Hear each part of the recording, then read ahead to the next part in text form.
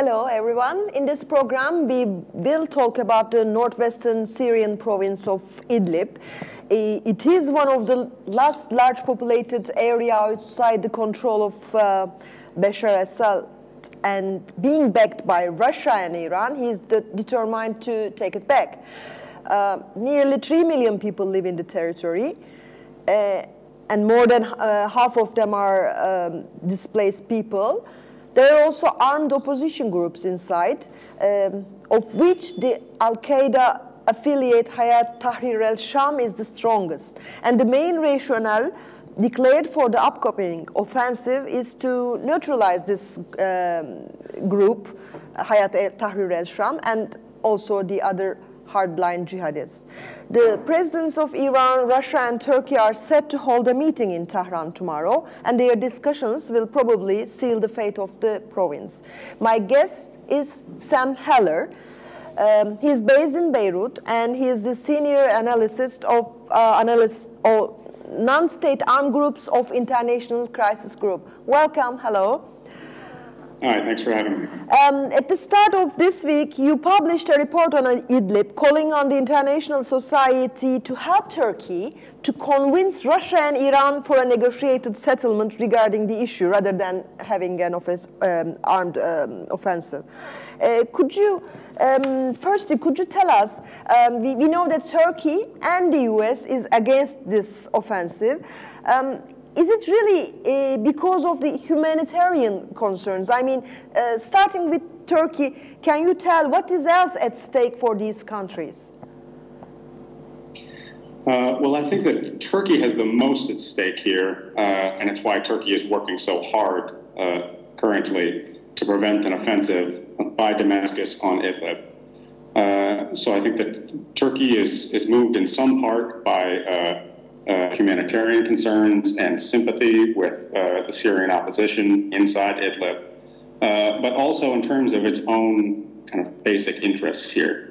An offensive on Idlib that meant a collapse of this de-escalation zone would be disastrous for Turkey. There are nearly 3 million people inside there, mostly civilians, nearly half IDPs, who would have little,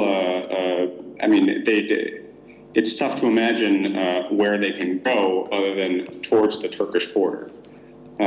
Turkey already hosts 3.5 million Syrians per Turkish government statistics. It can hardly afford to host more, much less nearly 3 million people. Also a chaotic rush of refugees across the border. So certainly I think it would overwhelm capacities in Turkey, in neighboring areas. It would also likely include some of Idlib's militants, among them jihadists with a transnational outlook and ambitions, who could endanger Turkey's security, or who could travel from Turkey on to third countries, whether that is in Europe or in kind of the post-Soviet space, so the Caucasus and Central Asia. Can I ask you also, is it possible that if Syrian regime seizes the territory, then it will be in a matter of time? I mean, they will attempt to take back, for example, Afrin. Would it be? Is it early to think so, or? I mean, I think that's possible, and certainly, some of the terms in which I've heard Idlib discussed is that Idlib would be the first step towards potentially the Syrian government reclaiming the entirety of northwest Syria, including areas that are more directly controlled by Turkish forces and the Turkish government. Afrin and Euphrates Shield, northern Aleppo. But I think for now, I think that the focus is primarily on kind of the risk of displacement, and then what would happen to these to some of the militants who are currently inside Idlib and who are, I think, regarded correctly as dangerous. Also, wouldn't it endanger the Turkish soldiers there? There are Turkish outposts there, and maybe there will be a backlash from these groups within the Idlib.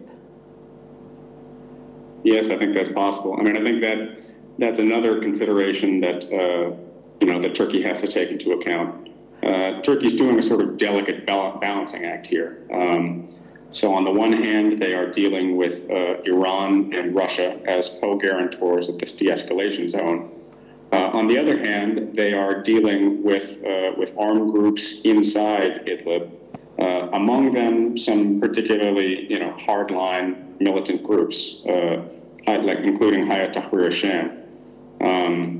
The observer forces that Turkey has put in there, I think they've lately reinforced those positions with some, with concrete walls, for example.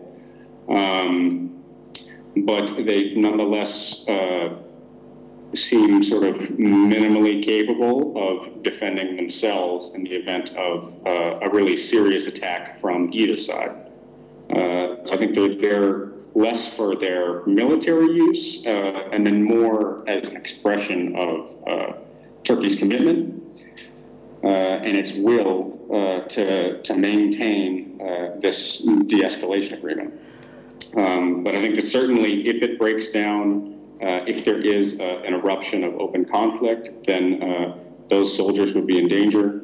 I think that at some points their supply lines back to Turkey run through militant-held territory, so that could be complicated. The airspace over Idlib is effectively dominated by Russia.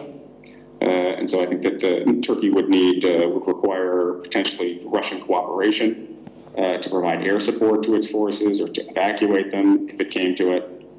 Another consideration also is that if the relationship between Turkey and some of the groups inside Idlib were to deteriorate substantially to turn into open hostility, there is the risk that some of these groups might attempt to launch, to carry out terrorist attacks inside Turkey, which could mean a substantial loss of life, but then also, knock-on effects on Turkish tourism and the economy.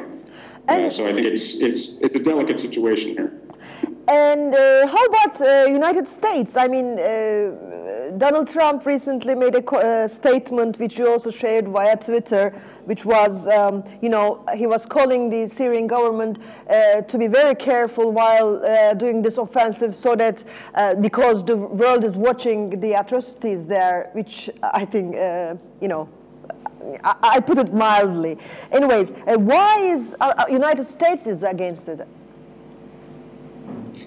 I mean, the United States is against this in rhetoric, but not necessarily in substance. I think that the United States has voiced opposition to an offensive on Idlib, which they have said would amount to a reckless escalation with a likely substantial humanitarian cost. And so they voiced their kind of rhetorical and political opposition. But so far, it seems like that they are uninterested or unwilling to translate that into any sort of real action. They've reserved the threat of force exclusively for potential use of chemical weapons by Damascus in Idlib, which seems like it would trigger some sort of U.S. or joint Western military intervention again.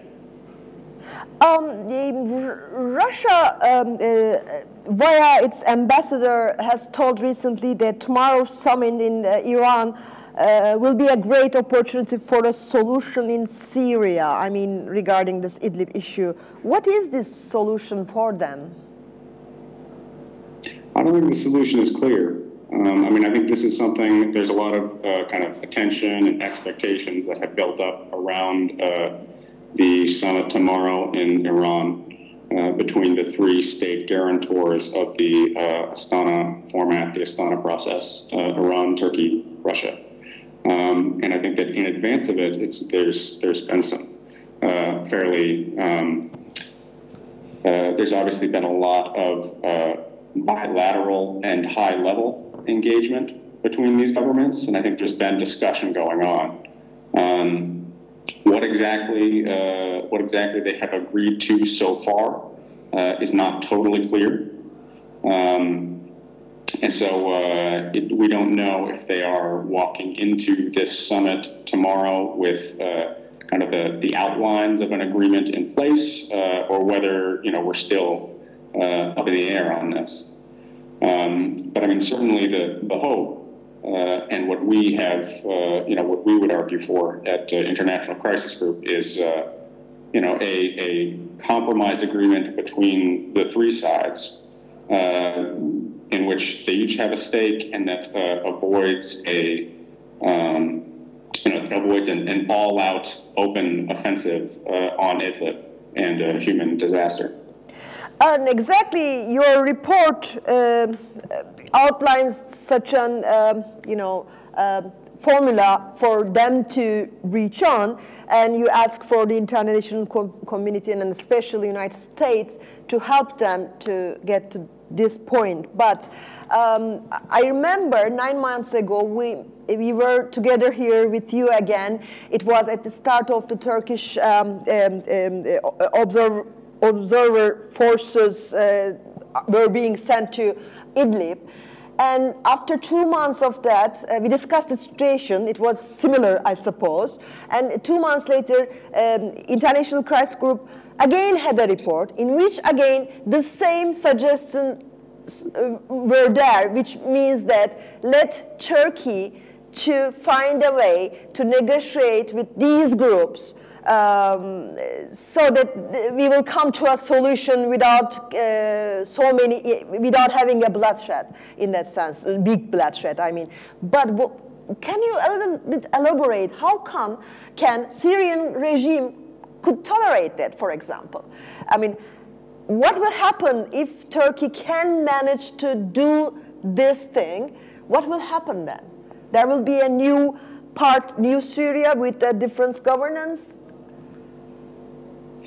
Yeah, I mean, I think that the political end state here is, it's not totally clear. It's difficult to imagine how it would fit into any sort of final settlement of the war, which is hard to imagine in any case.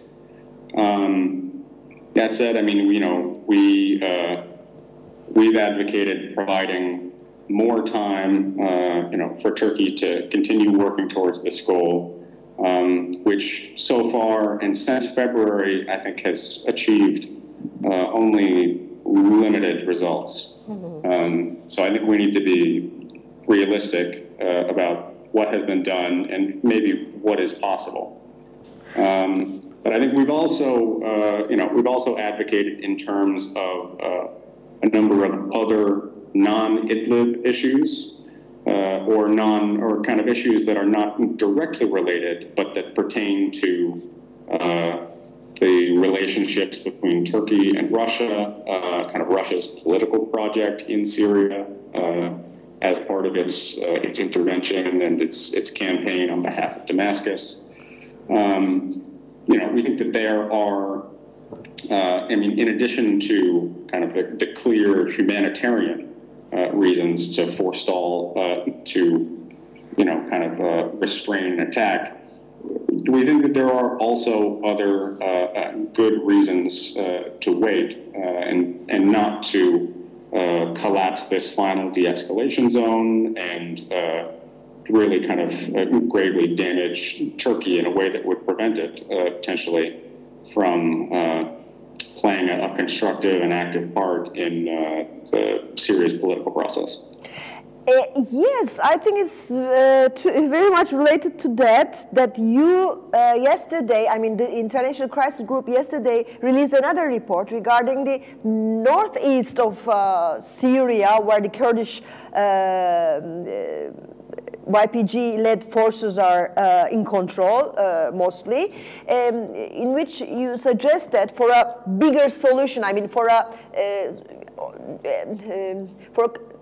before the for a solution, you suggest that there should be negotiation between this Syrian regime and this Kurdish forces to have a decentralized region there. I will not get into details of that report, but we know that Turkey is also enforcing another governance model in the areas, for example, in Afrin and other areas that it has a control over it. I mean, the final solution should be maybe a decentralized Syria, where this religious, mostly not the jihadists, I wouldn't want to put it that way, but some part would be modeled, the governance modeled around this Turkish model, some part with this Kurdish model, and the, overall a federal or confederal state.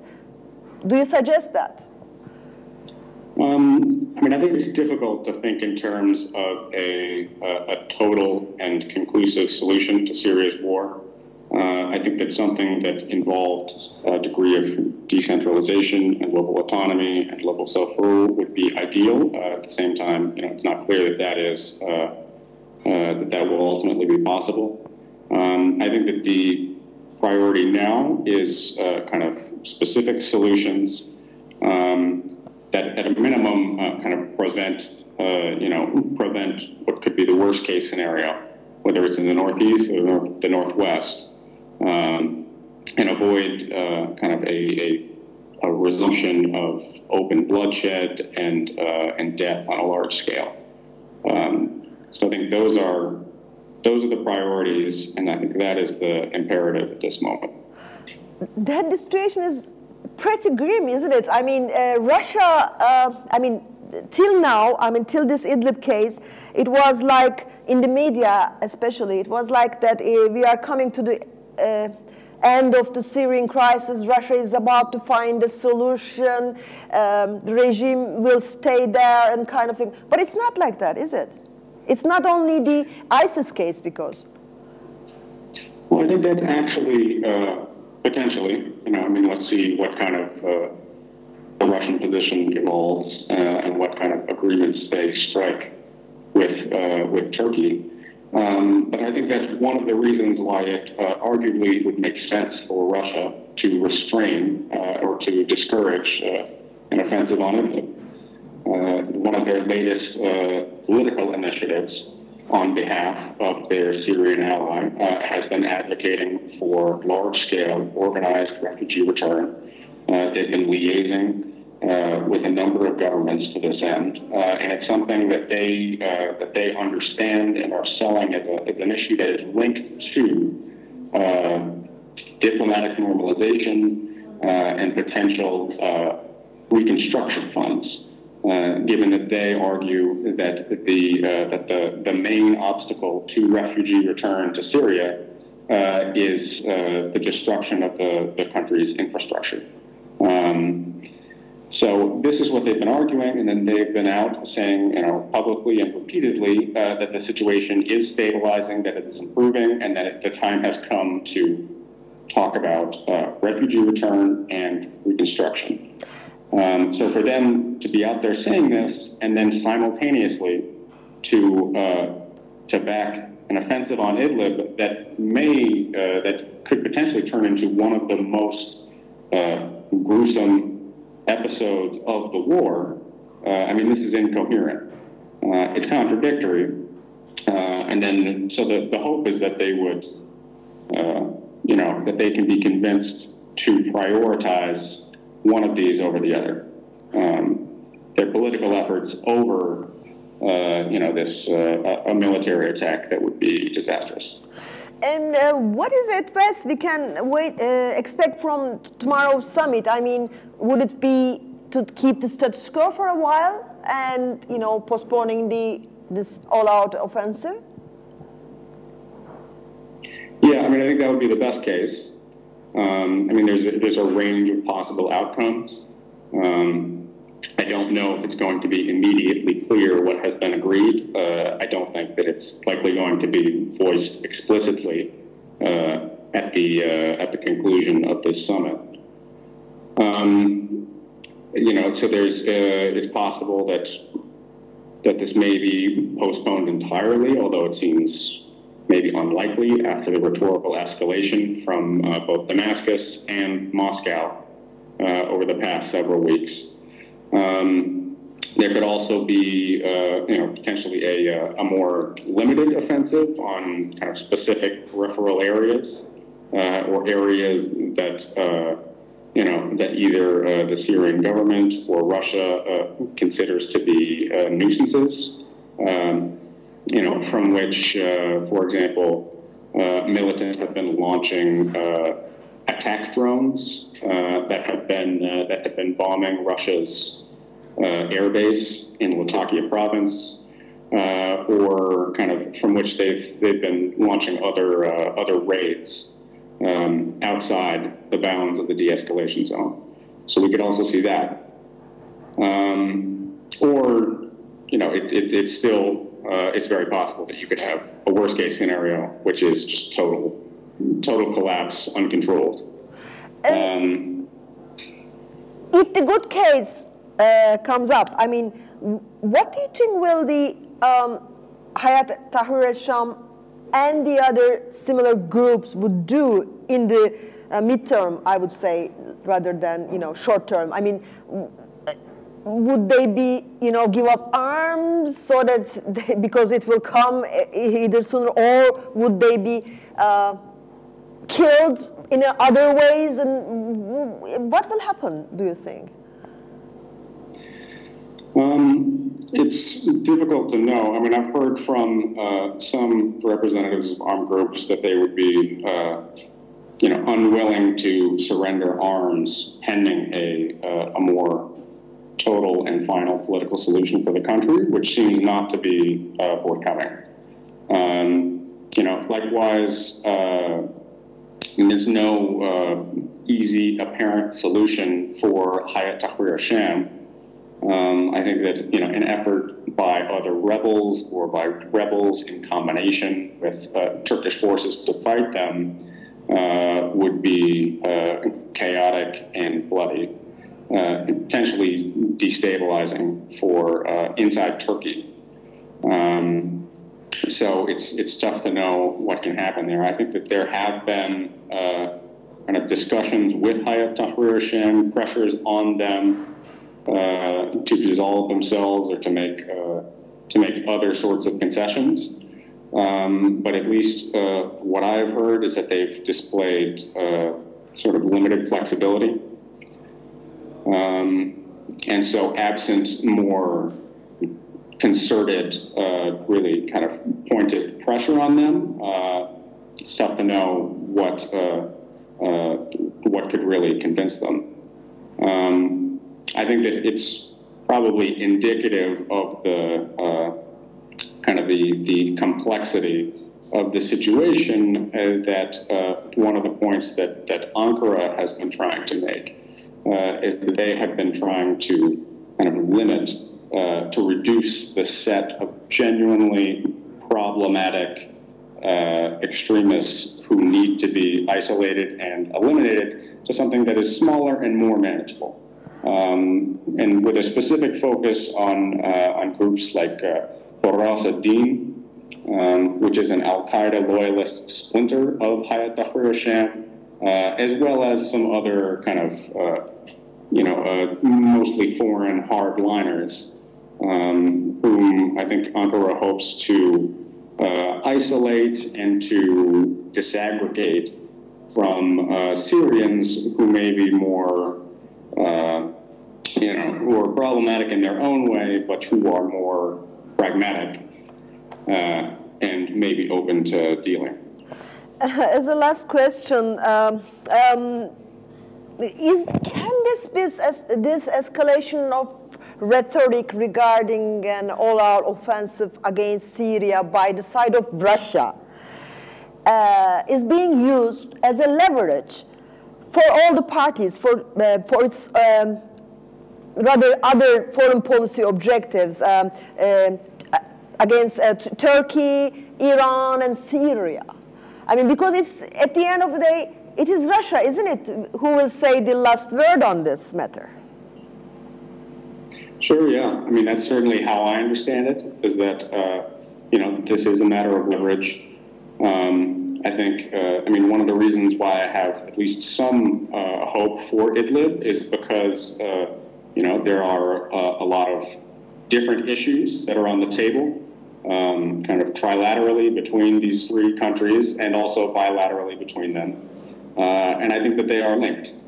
You know, so even if there isn't, you know, the sort of desired progress in Idlib, then it's possible for Turkey to compensate for that in other spaces, whether they relate to Syria or whether they relate to kind of other aspects of their bilateral relationship with Russia.